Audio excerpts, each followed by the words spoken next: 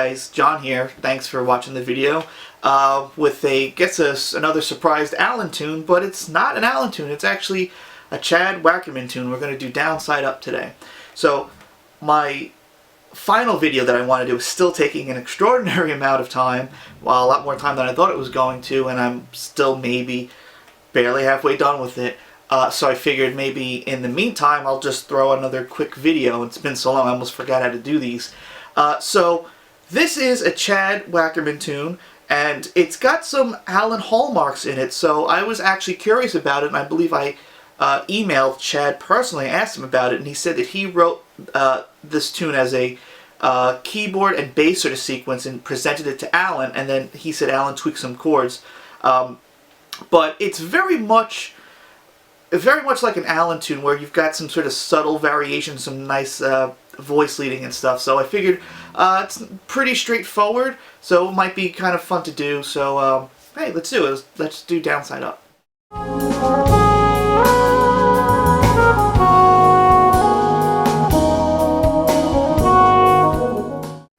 Okay, so the structure of this tune is relatively straightforward. It's like an AAB form, and then it repeats AAB, but that second B repeat has a little bit of a modulation to it, which made me think, oh, this is kind of like the hallmarks of an Allan tune, which is why I emailed Chad about it. I guess they're kind of on the same wavelength when it comes to composition. The B section is going to be basically identical, just with a little bit of modulation and a different kind of ending to it. I'll do that in a separate section. Also, I thought this was a syntax tune, but it's not. Allan's using the Roland synth pickup. Now, I've called it MIDI pickup before, which is incorrect because it's really not. It doesn't present any MIDI information. It just takes the pitch and then alters it, and you can get some sort of synth sounds with that. That's the same thing that Allan was blending. If you watch my previous video about the Magic Stomp, he was blending that Roland, the synth sort of sound. I don't know what sound he was using in there. Maybe it was just a regular guitar sound in with the Yamaha DG1000 sound, and also use that pickup to harmonize the top 4 strings for 16 Men Attain. So anyway, so we're going to do the A section right now. It's just got a few chords in it, really straightforward.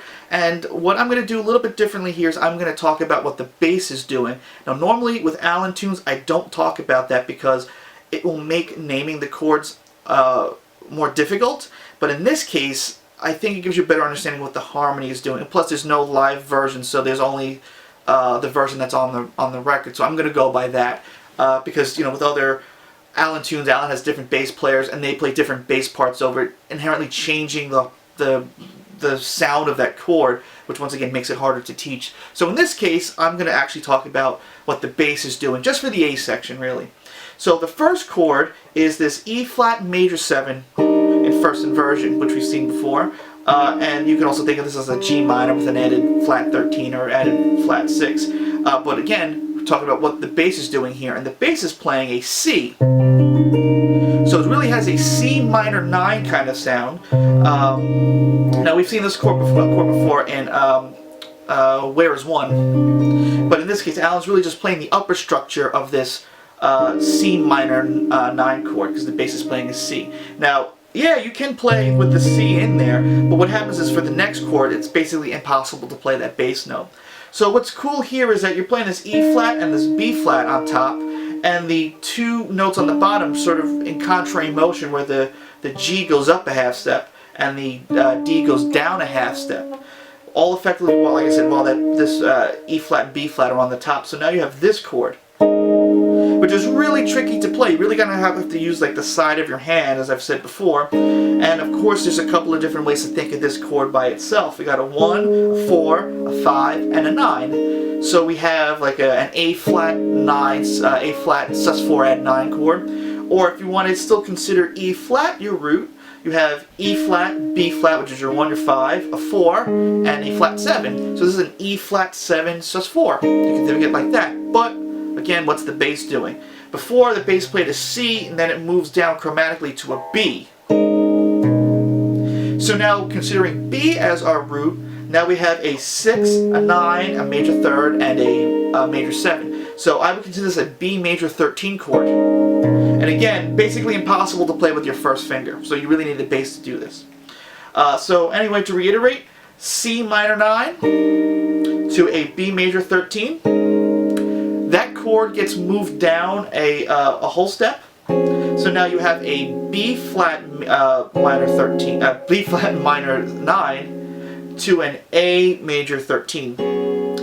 Now what happens here is the rhythm's a little bit different. That first chord we have is 4 beats, 2, 3, and then 4 beats again, 1, 2, 3, 4. And now for this B flat minor 9, it's for 3 beats, 1, 2, 3, and then that A major 13, it's really 5 beats. It's essentially just coming on beat 4 of the measure, but you can think of it as 3 beats and 5 beats, which is probably how Allan's counting it. And then the chord after that, once again we're moving down a whole step. So now we have an A flat minor 9 chord.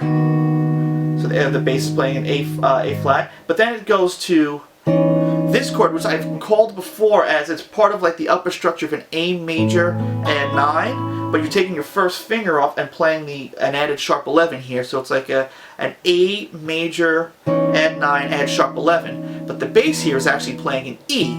So of course, calling that E might be a little bit weirder, but I'm going to think of this chord as an A major add 9 add sharp 11, and then it goes back to an A flat minor 9. And then I think, let me just talk about the rhythm for all that kind of, all the other chords. So we have 4 beats, 2, 3, 4 beats, 3 beats, 1, 2, 3, 1, 2, 3, 4, 5, and then 4 beats for the A flat minor 9, 1, 2, 3, and then 4 beats for the, oh no, I'm sorry, it's 3 beats for the A major add 9 add sharp 11, and then it's 2 full measures plus 1 beat of the A flat minor 9 chord, so it's really like 9 beats. So that's every A section, and when it repeats the same way.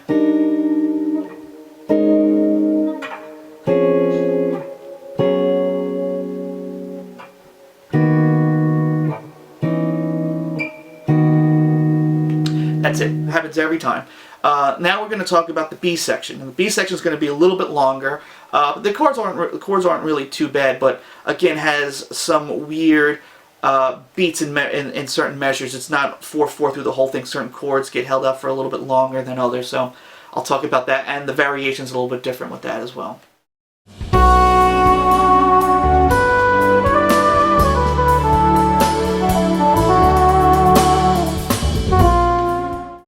Okay, so here's the B section, and I'm not going to be talking about what the bass is doing here, just what the actual chords are that Allan's playing. So the first chord is this B minor add 9.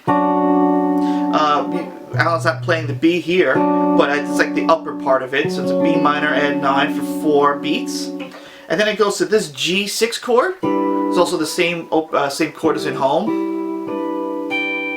But here, it might be easier if you want to think of this as an E minor 7, because we've got a 1, flat 3, or 5, and then a flat 7. So it's like an E minor 7 in first inversion. This happens for 3 beats. Another tricky chord to play, because you can see I'm sort of using the side of my fingers. Kind of, the fingering is very similar to what you would do for like looking class. That kind of like holding your hand that way, or even on merry-go-round. It's a chord that Allan uses. And actually this one too, this E major 9 voicing that Allan uses a lot. Really likes that shape. So anyway, over here, we're playing it kind of like a G6, but I would think of this more as an E minor 7 in first inversion, and then it goes to this F sharp minor 7 sharp 5, but you can also think of it as a D major and 9 in first inversion. So this chord gets held out, this E minor 7 gets held out for 3 beats, and then this one gets held out for 9 beats. It really happens on beat 4 of the previous measure, and then held out for 2 more measures. 1, 2, 3, 4, 1, 2, 3, 4, 1, 2, 3, 4, 1, 2, 3, 4, like that. So that happens in both B sections, and then at this point is where it gets modulated later. Then that minor add 9 gets moved down a half step to a B flat minor add 9, and then an E flat minor 7, but this is also for 4 beats now. 1, 2, 3, 4, 1, 2, 3, 4, and then this chord here. You can think of it in a couple different ways. It's like an A flat major with the E in the bass, a G sharp major with the E in the bass, or you can think of it as an E major 7 sharp 5. We've seen this chord before quite a few times. Or even you could think of it as I don't know what the bass is doing, but it's possible that it might be thinking of it as a D flat minor major 9 chord. So this chord gets held out for 6 beats now, which is unusual compared to all the others. So let me play to what we got so far. 1, 2, 3.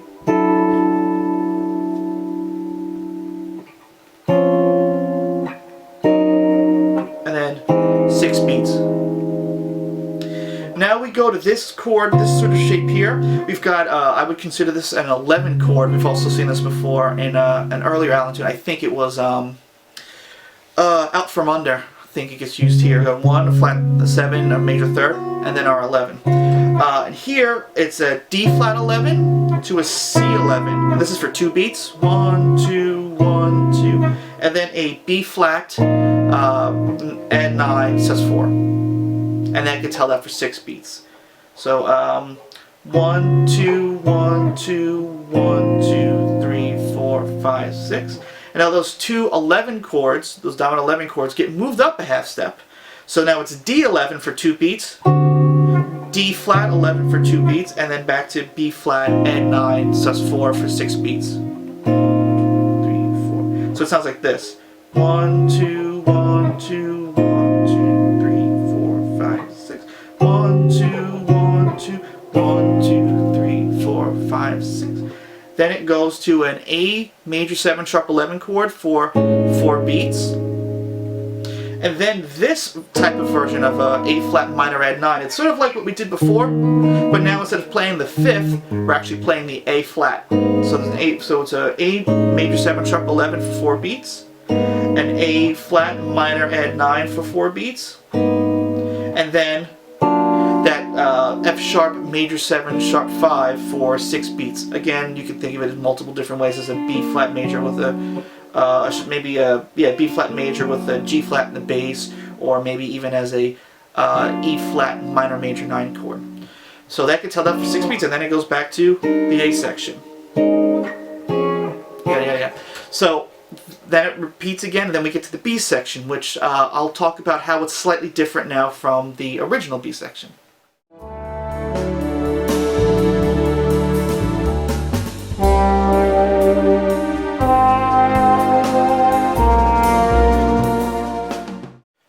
So, the B variation, the second time it comes around, it starts off the same exact way. We've got the 4 beats of B minor add 9 to the 3 beats of E minor 7 to the 9 beats of this D major add 9. Then here's the modulation. Instead of now moving down a half step, we now move up a half step. So now we're playing it's the same chords, but now everything's a half step up until the very end. So now it's a C minor 9 to F minor 7 to, once again, F sharp major 7 sharp 5, or an E flat minor major 9, or the B flat with the G flat in the bass. Like I said, you can think of it as different ways. That also gets 6 beats as well.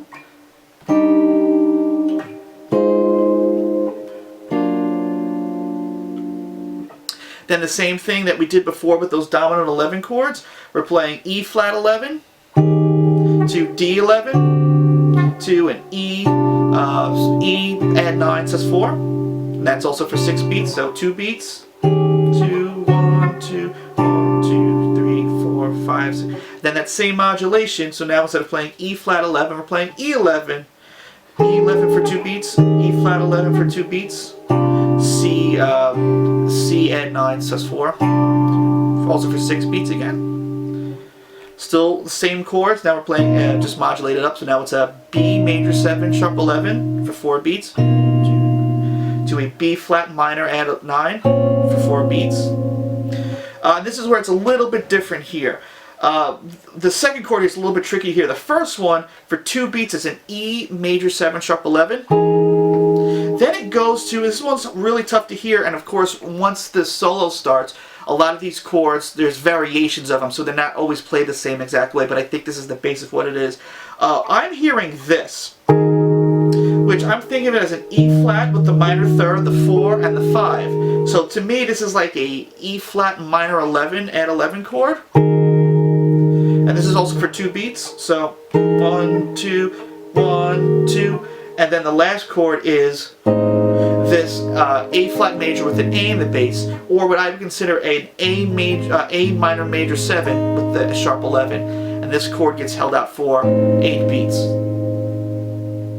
And then that's it. Then everything repeats the same way again. So I'm going to play through the A sections and the B sections and the variations now, just so you have an idea of what it all sounds like together.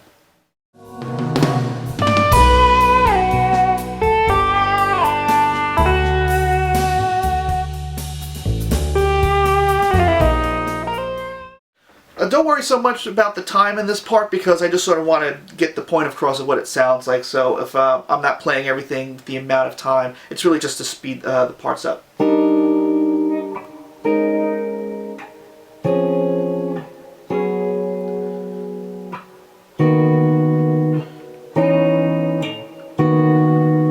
And then the A section again.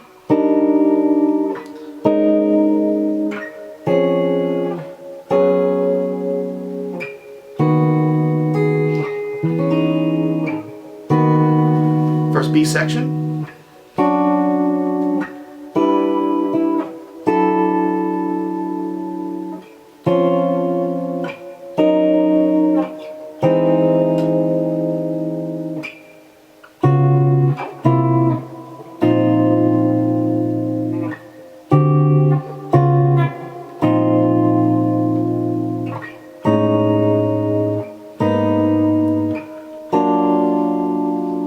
Back to the A section.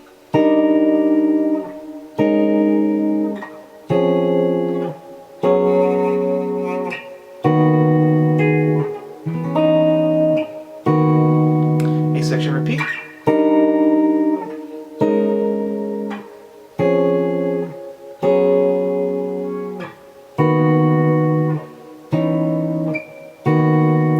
And now the B variation starts off the same way.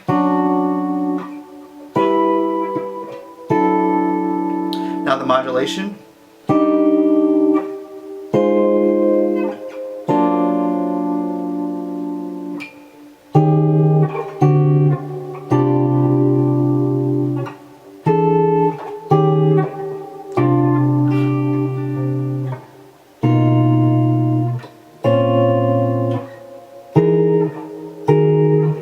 And always having trouble with that chord. And it repeats again. Like I said, that's the whole tune is really just that head section. The only thing that's very different is that at the very end of the song, that A section ends in a different spot. It's the same. It ends on this add 9, add sharp 11 chord. So, and also when Allan's soloing, at least for the first, I don't know how many measures there are. There's no chords in the background, and then eventually they get added in. But you can you could play that chord progression through the whole thing, and you can see that's really what the solo is being based off of. So it's one of those simple tunes, at least for Allan's sake, pretty straightforward. You got an A section, then a B section, and then when the B section happens again, there's a slight variation to it. So that's Down Side Up. I love this tune, so I wish I could have heard it more, and they could have totally played this one live. I don't know why they didn't. But in any case, it's a great song, a great tune. I get a lot of flack for that, but, you know, 30 years of calling things songs, and then only recently I have to call them tunes. It's a little bit of a shock. But anyway, love the song. I hope you guys understand it a little bit better. Maybe see some covers and stuff, and hopefully my other video will be done. Still doing a ton of research. I probably could have made another book out of this if I wanted to, but I'll see where that kind of goes. But I definitely want to do a video of it, so I'm maybe about halfway done. So if I could finish it up in a few months, I'll be so happy. I just want to finish this. So anyway, thank you guys for joining me, all the support, all that silly stuff. It means a lot. Thank you. See you guys soon.